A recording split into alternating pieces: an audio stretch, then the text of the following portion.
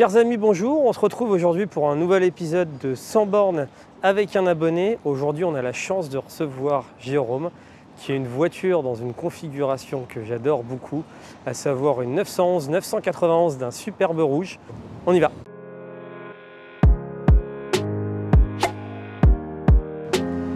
Regardez-moi ce rouge. Ce rouge pète. Il est vraiment très joli. Jérôme, salut Vincent. ça va? Ça va et toi? Eh bien déjà, j'ai envie de dire bravo. Merci. Parce que désolé du mot, t'as des coronesses. De prendre une 911 rouge, qui n'est pas le noir ou le gris qu'on voit d'habitude, qui sont très beaux, hein, j'ai rien contre. Mais là, ça pète. Exactement. Et elle est vraiment très belle. Bah, Exactement. dis-nous, qui es-tu? Que fais-tu? Et comment t'es arrivé à avoir cette 911? Qu'est-ce qui t'a fait atterrir dans cette 911 magnifique? D'accord. Alors, je m'appelle Jérôme, j'ai 42 ans, je suis chef d'entreprise et depuis que je suis ado, je suis passionné de 911, mais vraiment de 911. Je ne sais pas si tu connais la pub de Porsche America qui est sortie pour la 997 où on voit un petit là qui voit une 911, Ah oui, il est très en bien. vélo et Ouais, tout ça. ouais. C'est mon histoire. D'accord. C'est-à-dire quand j'étais petit, je parlais allemand LV1 parce que j'étais fan de Porsche. Tu vois, donc, Pour parler allemand LV1, il faut en vouloir. Ouais. Et j'allais, donc je faisais des échanges en Allemagne et à chaque fois ma famille d'accueil, je lui demandais si on pouvait s'arrêter chez Porsche pour aller voir les voitures parce que dans la ville où j'habitais, il n'y a pas de concession.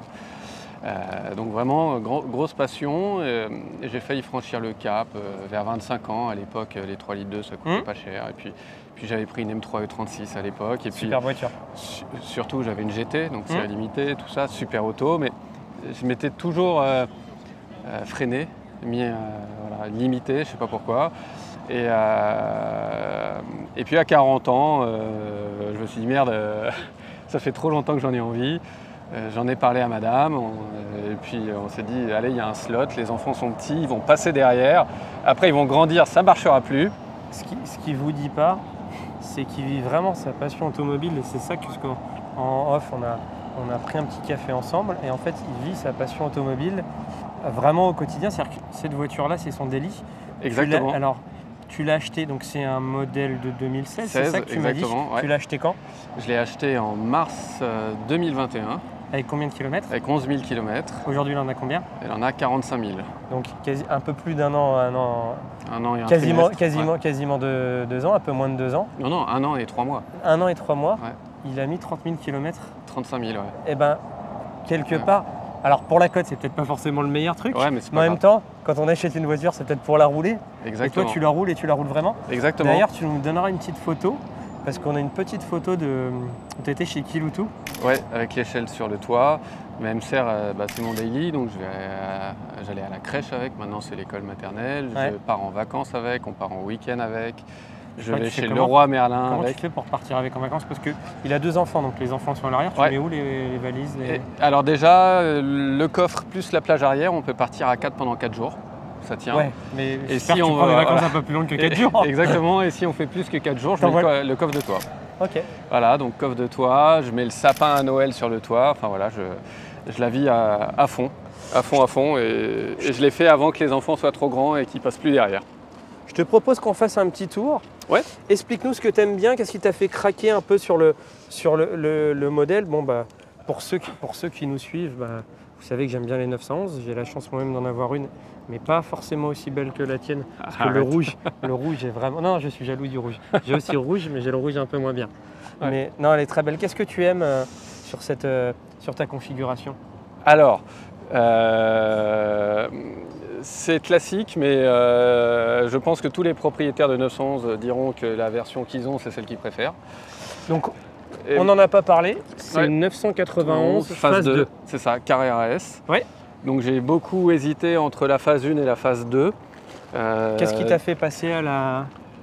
Moi, à la base, je suis ingénieur Ça vient. motoriste. Ouais. J'aime la suralimentation. Je trouve que c'est un bon outil pour avoir du couple tout le temps sur un daily. Donc, je préférais prendre la phase 2. Et puis, je trouve que la ligne, elle est un petit peu plus aboutie, avec les clignotants plus fins, les feux arrière un peu plus travaillés. Et puis aussi la modernisation à l'intérieur. Du PCM. Voilà, du PCM, du volant, etc. Ce que j'aimerais qu'on signale, c'est un peu la prise de risque c'est ces jantes Spider, Ouais. c'est ça? C'est ça. Alors Et- les jantes, ça c'est simple. Moi quand je cherchais une voiture, donc je voulais pas de noir intérieur noir ni de gris intérieur noir. Ouais. Donc je me fermais pas du noir ou du gris, mais il fallait qu'elles aient un intérieur rouge. Moi quand je cherche une voiture, j'achète des occasions pas trop kilométrées parce que je roule beaucoup. Et je cherche une config coup de cœur. Donc je balaye toutes les annonces d'Europe tous les jours. Et puis un jour j'ai un coup de cœur et je fonce. Par contre, quelle que soit la configuration intérieure-extérieure, je voulais ces jantes. C'est-à-dire une qui n'avait pas ces jantes-là, je zappais l'annonce tout de suite. Donc pour l'histoire de celle-ci, elle est intéressante parce que c'est une config usine Porsche Parc Presse. Ok. Donc ceux qui ont vu le reportage de Direct Auto sur l'essai de la Carrera S. C'est celle-là? Ouais, c'est celle-là. Tu sais qu'avant d'acheter la mienne, Ouais. j'ai été le regarder, donc je l'ai vu celui-là. Ouais. Et ben c'est celle-là. Ok, super. Et je le sais parce que j'ai le carnet d'entretien d'origine de la voiture où c'est effectivement écrit qu'elle appartient à l'usine et il y a la plaque allemande et c'est la plaque de celle de Direct Auto. Super. C'est rigolo.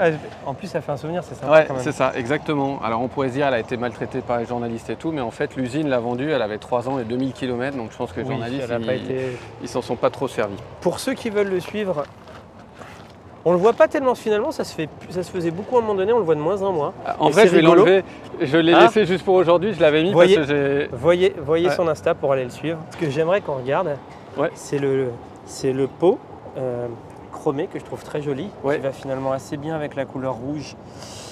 Et ça qui est en plastique noir, je trouve que Ouais. l'ensemble est assez beau. Tu as Ouais. fait un truc dont on parlait C'est ça. qui est assez sympa. Vous voyez ça normalement, c'est en chromé. Ouais, Et sur en la fait- mienne, c'était chromé.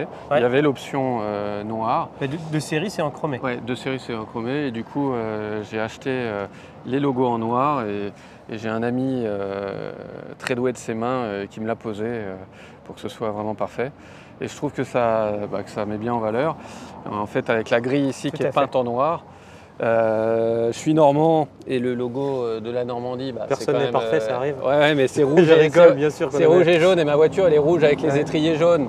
Et donc sympa. j'ai des plaques pas homologuées parce que le fond il est noir mais on me dit rien. Ouais. Et donc du coup j'ai fait quand même... Tes plaques sont sympas. Voilà, l'ensemble est cohérent on va dire. La voiture est dans un état clinique et pourtant tu la vis vraiment au quotidien, Ah, tu la ouais, gares dans la rue. Voilà, T'as- les parkings de tu- supermarchés. Pour toi, ça serait une Fiat 500 ou une Porsche 911. Tu l'utilises vraiment alors. Dans l'usage, mais Dans- après... oui, pas dans les conduites. mais non, mais j'en prends grand soin. Je la lave toutes les semaines. Et en fait, le rouge marche assez bien parce que noir et rouge, on n'a pas inventé la poudre. Exactement. Ça marche assez bien et Tout à ça fait. fait vraiment bien le travail. Le toit ouvrant aussi est assez sympa. Ouais. Pour ceux qui n'ont pas eu la chance de conduire encore une 911, c'est vrai que une 911 c'est relativement coupleux, c'est très puissant. Ouais, tout Mais à fait. par contre, il y a une vraie différence entre le mode sport et le mode de conduite, entre guillemets, je vais appeler normal, désolé, Ouais. c'est pas le bon mot. Ouais. Mais globalement, quand vous appuyez sur la pédale accélérateur en mode normal et en mode sport, en mode normal, vous n'avez pas le jus tout de suite. Il y a quand même un vrai délai avant qu'elle envoie. Ouais, et puis Alors même qu'en en mode mode, sport, ça va plus même vite. en mode sport, c'est effectivement plus rapide, Et sur- mais on peut doser quand même. Sur ma GTS, quand tu passes Ouais. en sport plus, Ah coup, oui, ça envoie par tout de contre, suite. Sport Plus, c'est Ouais. encore autre chose. Ça, je l'utilise jamais. Ouais. Moi, je conduis au quotidien, je règle en mode individuel. Ouais. Et mon mode individuel, c'est les suspensions en confort, Ouais. pour les pavés et tout ça, et boîte et moteur en sport, et sonorité en sport. On va passer à l'intérieur pour que Ouais. tu nous expliques, parce que c'est un modèle, les amis, c'est un modèle qui est relativement fortement optionné.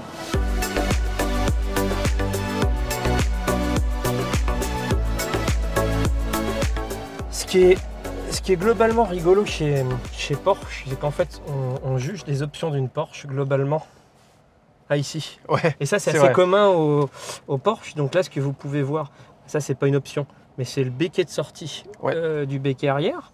Là, c'est ce qu'on appelle l'option PSE. Oui. Donc, c'est les pots d'échappement sport à clapper, ouvert ou fermé. Ça, c'est assez rare. Et quand je l'ai questionné, au début, j'étais assez dubitatif. Et toi, tu trouves ça Ouais. assez bien? Pour le quotidien, ouais. C'est le lift. Ouais. Et en fait, comme j'ai l'option PASM+, je suis 20 mm plus bas qu'une Carrera S. Ouais.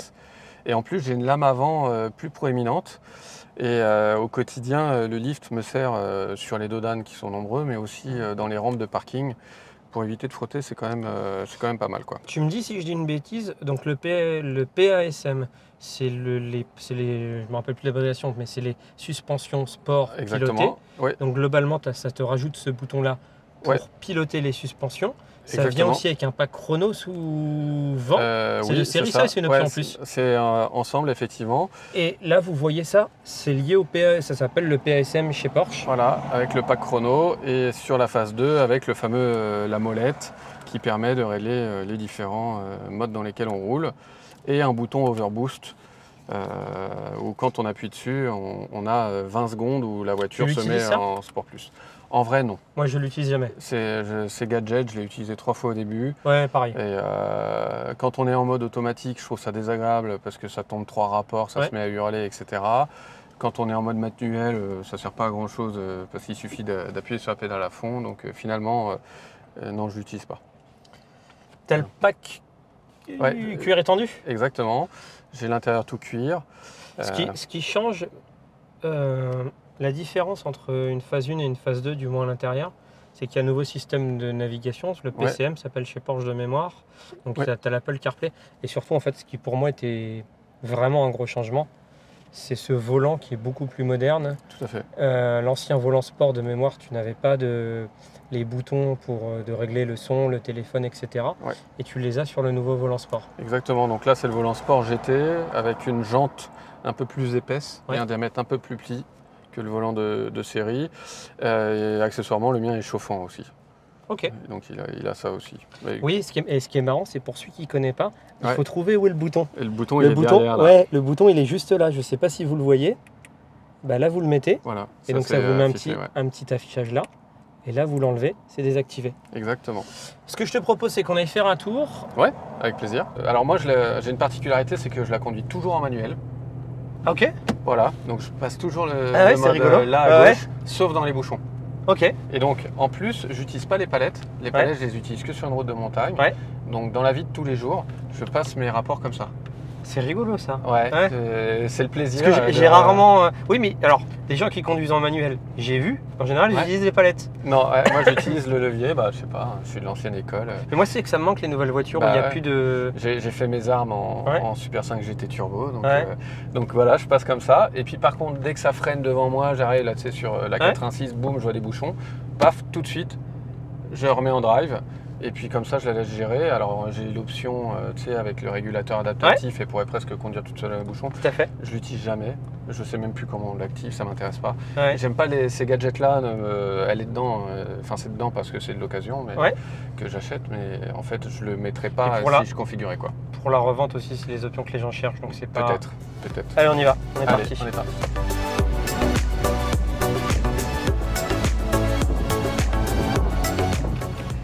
Petite question, c'est ta première Porsche? Ouais. T'as fait un entretien déjà ou pas encore? Oui, j'ai fait une révision déjà. La douloureuse, est-ce qu'elle est douloureuse ou finalement c'est relativement proche d'un univers premium BMW Mercedes? Exactement, ça m'a pas coûté plus cher que pour la RS4 en fait. Et j'ai même envie de te dire que c'est plus économique que la RS4 parce que chez Audi, ils prennent les Français pour des abrutis, si je puis me permettre. Parce que tu vas pas nous faire des copains là. Non mais c'est pas grave. Une RS4 allemande, l'intervalle d'entretien c'est 30 000 km ou 1 an. Ah, moi j'avais une Audi avant, c'était 2 ans. Ouais, mais les RS4, je sais pas si tu avais une RS4. Non, j'avais les RS4 TFSI. allemandes c'est 30 000 ou 1 an. Et les RS4 français, c'est 15 000 ou 1 an. Et donc moi, je l'ai acheté en Allemagne, mon auto.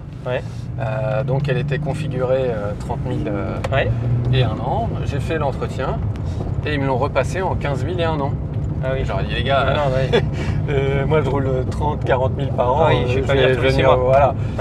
Et j'aurais dit en Allemagne, c'est le même climat, c'est le même carburant. Enfin, il n'y a pas de raison quoi. C'est juste que vous voulez majorer votre chiffre d'affaires atelier. Non, mais c'est comme ça, c'est pour la garantie. Bref, alors que là, non, toi, tu changes régulièrement de véhicule, donc tu es obligé d'avoir une garantie. Et donc, la 911, c'est 30 000 ou 2 ans.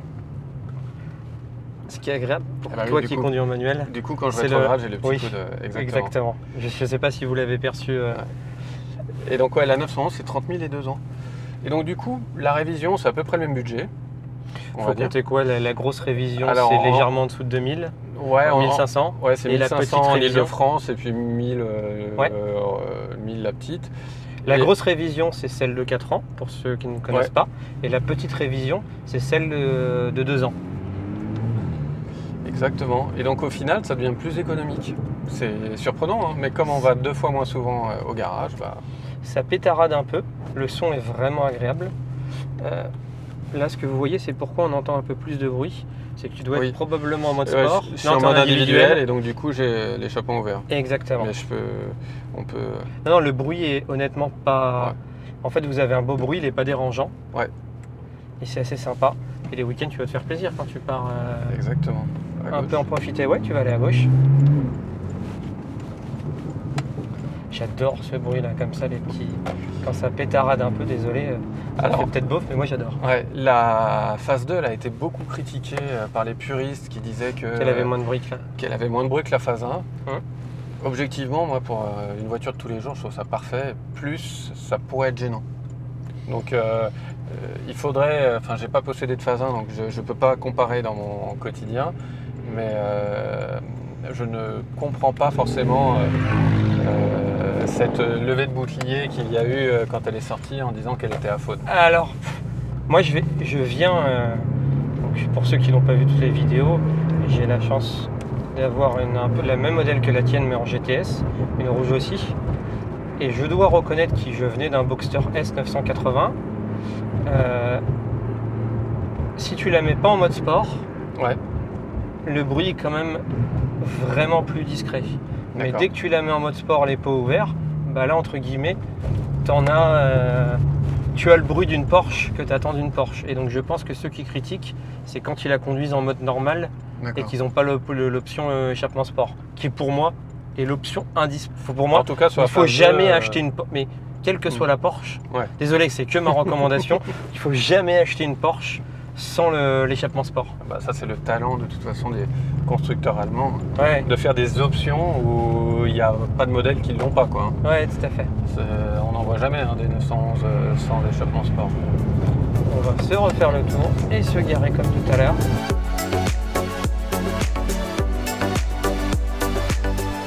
Quel bonheur, tu te rends compte que toi, ton quotidien, c'est d'aller te lever le matin et d'aller au travail avec cet outil. C'est ça. Regardez tous les matins, le c'est rouge. un plaisir. Regardez le rouge là des rétroviseurs. Rétroviseurs Sport Design.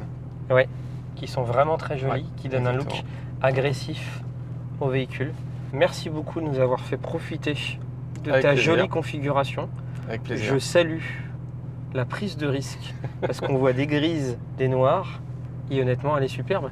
Et je pense quand même, c'est même pas une prise de risque. Parce que du coup, elle est tellement jolie. Ouais, mais il faut avoir les coronets de la prendre au début.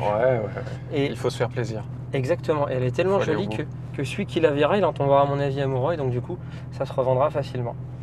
Les amis, merci Jérôme à toi. Avec plaisir. Au plaisir de te revoir sur la chaîne. Probablement. T'as des idées pour la prochaine? Ouais, ça sera une M3. Ah oui, d'accord. Écoute, tu viens. Parce que les enfants grandissent et j'aurais besoin d'un peu plus de place, donc ça sera une M3. Tu viendras nous la faire découvrir avec plaisir. Jérôme, merci. Avec plaisir. À une prochaine donc, pour la future M3. Carrément. Les amis, c'était un réel plaisir de découvrir avec Jérôme sa 911-991 phase 2S. Bon, moi j'ai un petit biais, je suis conquis par ce véhicule. Merci à vous, n'hésitez pas à nous laisser vos commentaires, le petit pouce bleu et à vous abonner. On se retrouve très vite sur la chaîne et à bientôt.